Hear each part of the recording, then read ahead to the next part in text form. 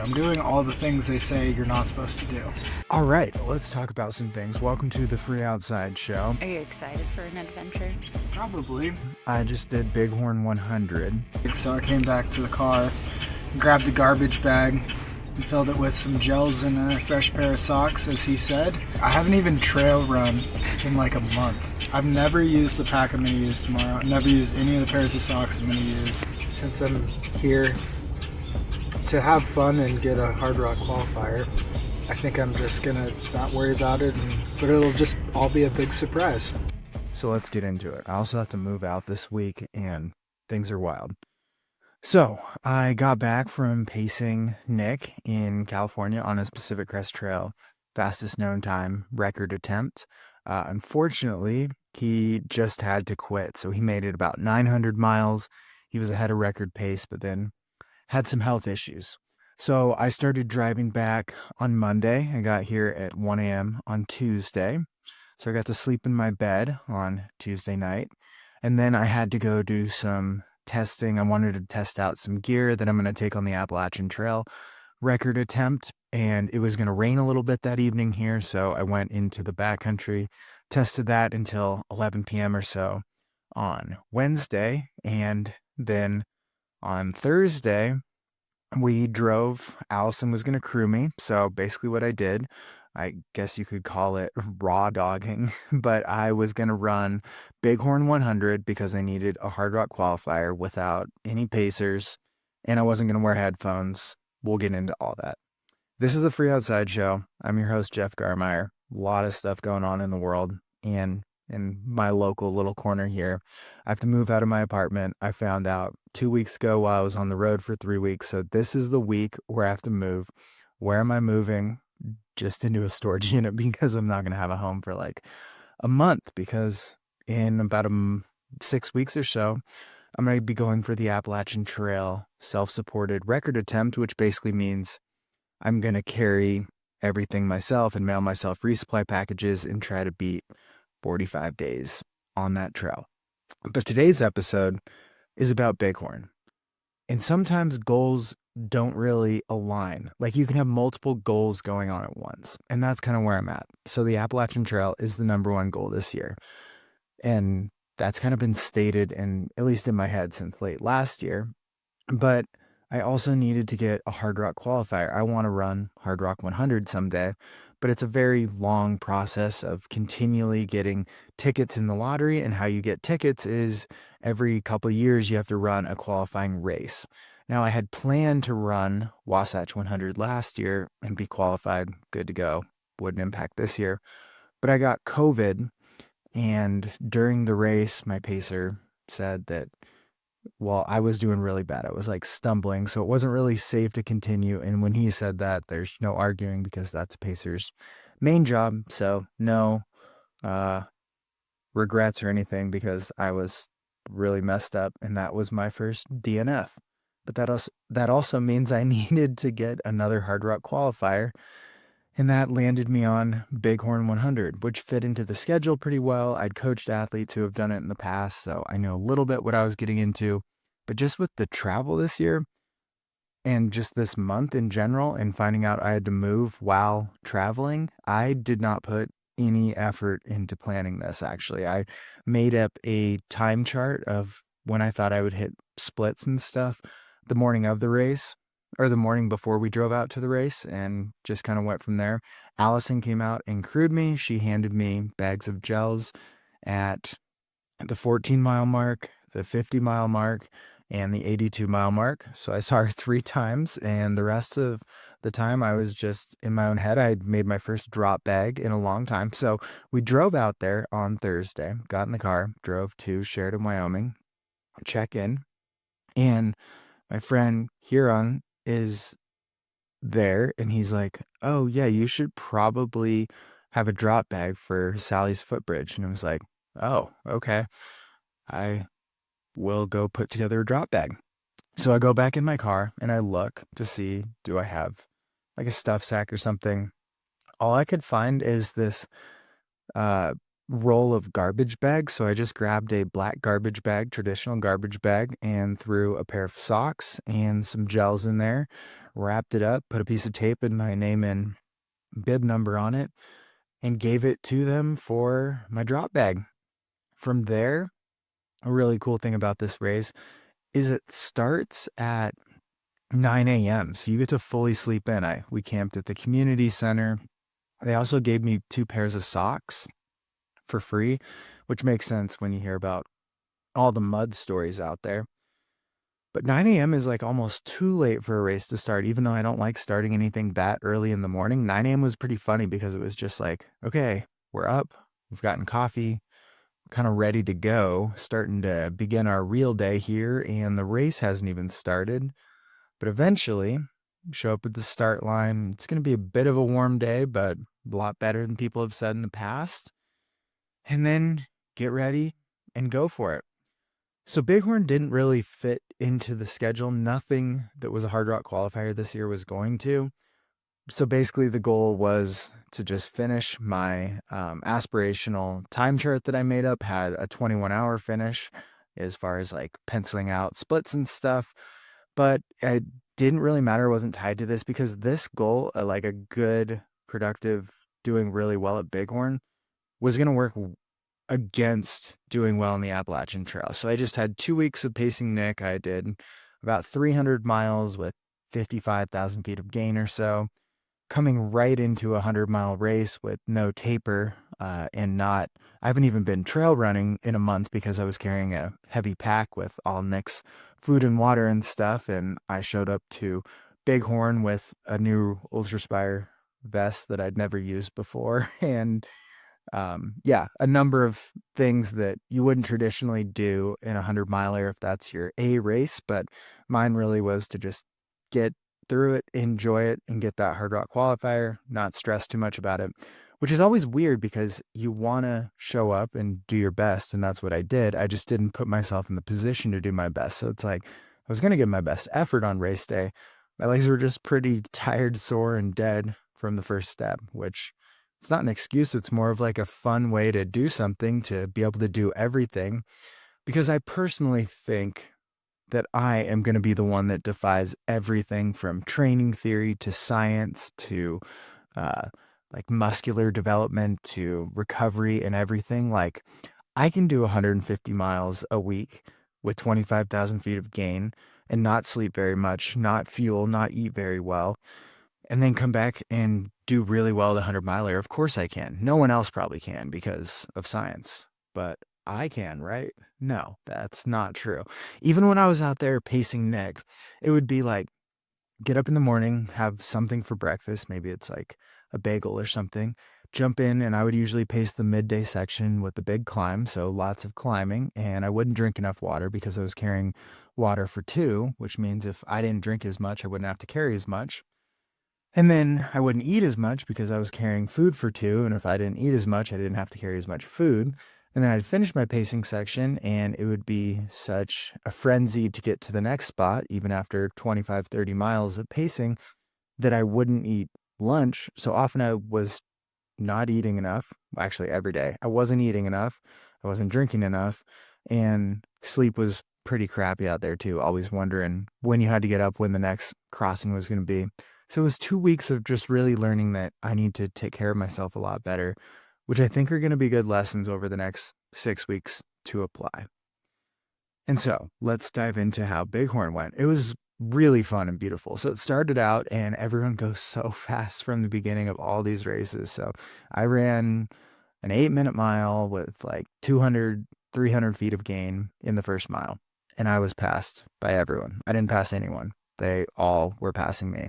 So that's a really fast start to a 100-miler, but that's how it goes. That's kind of how the day went. I kind of just settled into the back of the front pack maybe and hiked a lot. That's kind of just how it felt when my legs were tired. It was like, let's take some video, let's take some photos, let's really enjoy this. I didn't take headphones out there. I felt like I really wanted to do a headphone detox after just wearing a lot of headphones on runs. I wore them a lot during Cocodona. I didn't used to wear headphones so much, but especially when I was backpacking and hiking and stuff. But this made me think, let's just do a whole race with no music. Let's just listen to the birds, the scenes, everything going on out there, and reset my mind and everything. And it wasn't hard at all. I wasn't bored. It was really enjoyable. I got to chat with people. It was really nice. I think sometimes it's easy to just get away from that and listen to motivational stuff, but I didn't give myself the option. I didn't even put headphones in my bag or anything. I didn't use my phone at all, or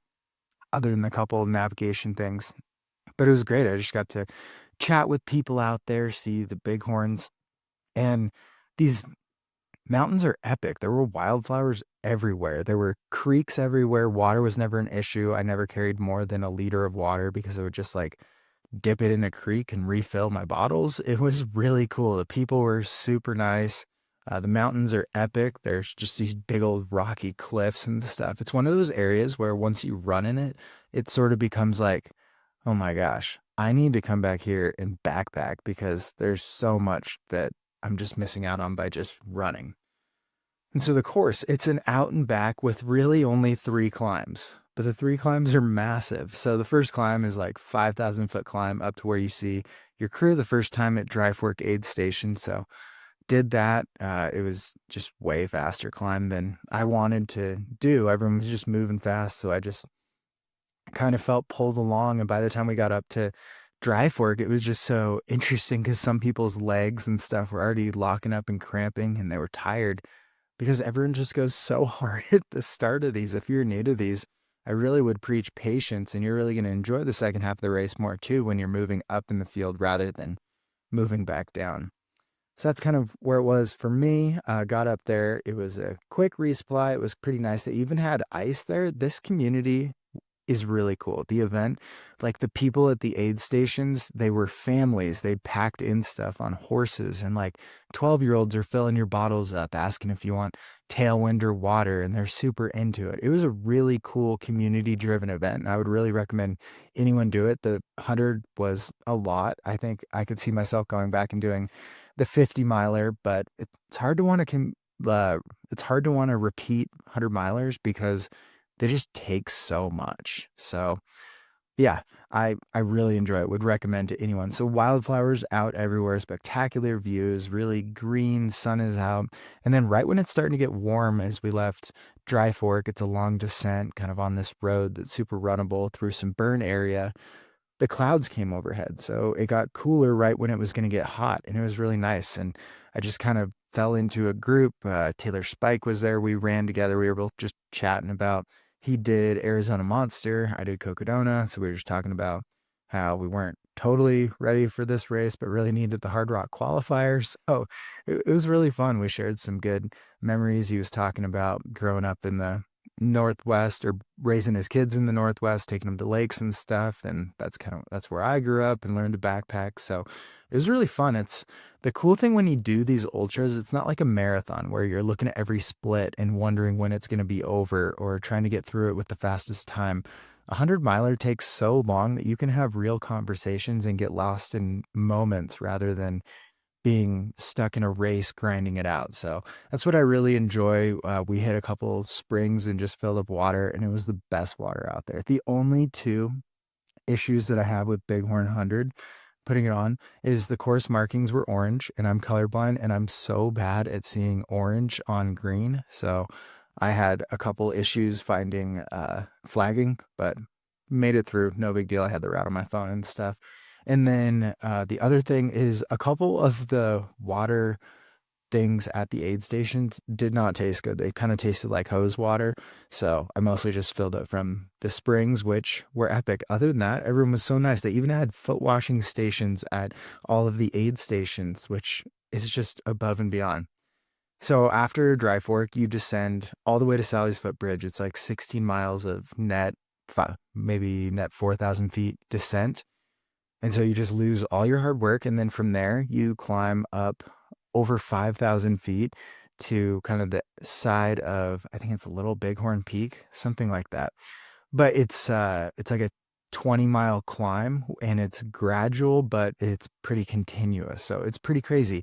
And you pass these small little aid stations that still have everything, but they're just tent set up because they're camping out there for the weekend to assist people. It was really cool.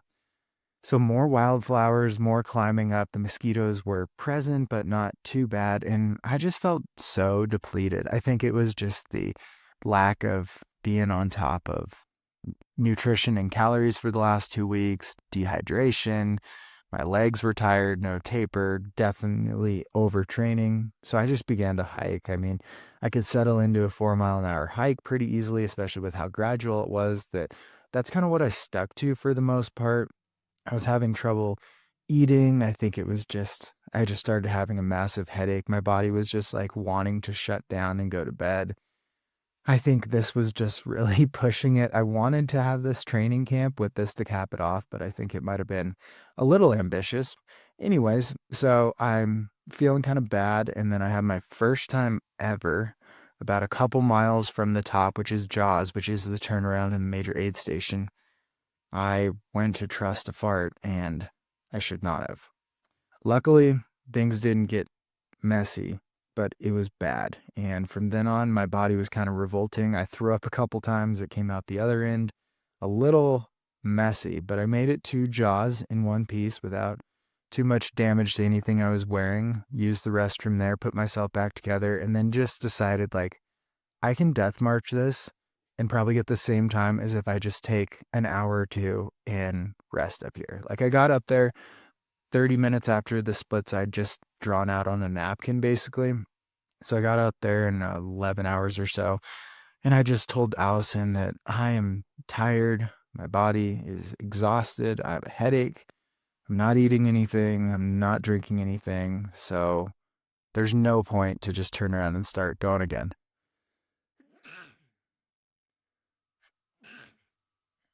My body's revolting. So I said, I just want to lay down for maybe an hour. There's no fight to be competitive with this. I'm not fighting against the clock. I just want to get some calories in so I can enjoy the second half of this. And so that's what I did. I laid down for an hour. I had the chills. It's almost like I don't know, just everything was just falling apart. It's like almost what the end of Cocodona feels like the next day when your just body doesn't know how to work anymore, or that evening when you have like the night sweats and stuff like that.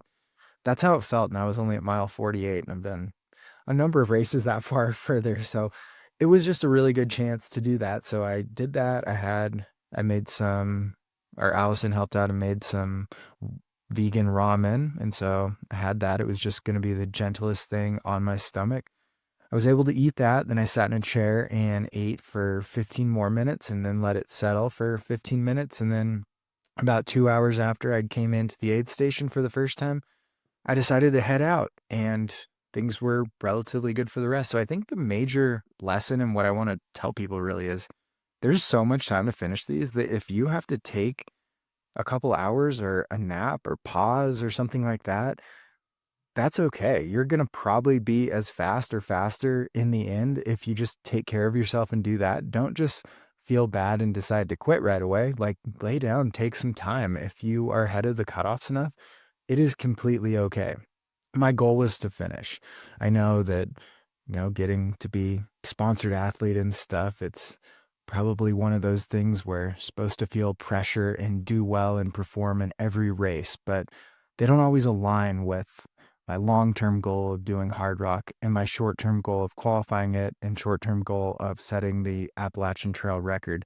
Those don't really coincide to be great at everything at once. I tried to be, but it wasn't going to work out. So it was just okay to fall back on the goal of finishing and preserve that long-term goal by taking a 2 hour nap and not worrying about it, not worrying what people are going to think if I am not as fast as I'm supposed to be, or 30 people beat me at this race. It's not something that I cared about. I was going to finish. I set out here to finish. Some races are good, and I would consider this a good race and fun and a win. It was good practice problem solving, putting myself back together, and everything turned out okay. So after 2 hours, I put myself back together and I started heading back down the mountain. It's an out and back course, the whole thing. So I was just traversing back the entire way back to the start, and then a little bit past that into Dayton. And that's how it goes. So I started to run. I felt good again. It was 10 p.m. when I left, and I ran Most of the downhill, I met this guy named Carter. He talked about how he was super excited to run across the finish line with his kid at the finish of the 100. So just got to chat with people, ran really well, saw a bunch of people coming up the mountain as I was running down, and just felt pretty good. Got into Sally's, was able to eat a little bit more, quesadilla and stuff, drink water, and then from there just kind of pushed through, stayed up all through the night, continually pushing. It's such a big climb. So once you get to that turnaround point, you've done 2 of the 3 major climbs. And then the last major climb is from Sally's back to Dry Fork. And it's pretty steep. Like you gain a good 4,000 feet in most of it is within the first 3 miles, actually, and then it's a little more gradual from there. But it beats you up, and I was just getting tired, and my legs were achy, and all the signs that if I was coaching someone, it'd be like, yeah, we got to take some time off. All of those were present. But I knew I just had to finish this because the long-term Hardrock qualifier plan, it's the weird little pyramid scheme of you pay for all these races for a decade and then maybe you'll get a chance to run our race. So I guess it's just spreading the money around. But yeah, I got to Dry Fork about 15 minutes ahead of when I thought I would be there. And I spent that 15 minutes just sitting in a chair, exhausted, trying to eat. And that's when I saw Allison for the 3rd and final time. And the aid station volunteers were asking what I wanted to eat. And it was like, just whatever 5-year-olds eat. That's all I'm eating, just candy and soda. And so that's what I fueled with. And then I ran from there pretty much almost every step to the finish. There's a couple little climbs, so I hiked those, but ran really well. And I was passing people, moving up and feeling good about it, which is kind of the benefit of take that break halfway. Then you're going to feel like a superstar passing people. But I'm running down, say, 10 miles from the finish, and I hear someone running up behind me, and it's just like, there is no way someone is catching me. Like, I've been running so hard. And then he catches up and he's like, hey, don't worry, I'm not in the race. And it was like, oh, thank goodness. But his name was Andrew, and he ran behind me and we chatted for quite a while, and he's running Crazy Mountain 100 coming up. So it was pretty fun to share some miles that way. And then you get to this long dirt road, got there and ran that road for 5 miles into the finish, ran every step. If you ever do Bighorn, I would encourage you to try to run every step of that road. It's flat. You can make it in. 1.5 miles from the finish, they had popsicles. I was guessing they would, because in my mind, it was like, there's no way I'm stopping unless they have popsicles. And Allison ran out to meet me and ran the last 4 miles in with me. And I told her that, like, I don't need anything from any aid stations unless it's a popsicle, because it was getting hot. So jogged it all the way in, finished, felt pretty good. And then took my shoes off. My ankle's a mess. It was a mess going in. I actually taped it quite a bit, really tightly up, so it held up and I didn't feel anything during the race. But my body just needs a rest. It needs a lot of calories. I need to remember to eat breakfast, lunch, and dinner, drink more water. But everything should heal up. I am a little stressed in figuring out this living situation since I'm going to move everything into a storage unit here coming up. But Bighorn 100, massive success, super fun, really cool to do it with no pacers. A few observations. So I didn't have pacers out there, but a number of people did. And you can have pacers for 70 miles of this race, which is a lot for those out there who don't know. But what I saw a lot is runners would kind of just become zombies, and their pacers would do everything for them. From past a couple runners, and their pacer would be like, oh, Joe, do you want to run now? You want to run a little bit here? And it's just like, this is interesting. It's almost like when you have the crutch of a pacer, you can let your mind go and not focus in or sink into what you got to do in this moment, because they're going to take care of some of that for you, the thinking portion of it. And so that was interesting to watch. The no headphone side of it was really sweet. I'm going to do that a lot more. I think I just got wrapped up in wanting to always be consuming content and new things, whether it's like a guest I'm having on the podcast, listening to their shows, or a show or an audiobook or learning something, there's just always this pressure to always be consuming. I mean, the ABCs. It's funny how many things turn into ABCs, whether it's like always be cooling, always be consuming, always be Cuisinarting. I don't know. But yeah, the pressure of that. So I think I'm going to leave the headphones at home a lot more. It was really enjoyable to just be immersed out there in the actual environment I'm running in and not have something fictional transcribed or whatever, or just made up going through my heads instead of what's actually real out there. So beautiful course, height of wildflower season. Pretty muddy, but most years it's a lot muddier. In the past, when I've made training plans for athletes or race plans, we factored in the mud a lot more.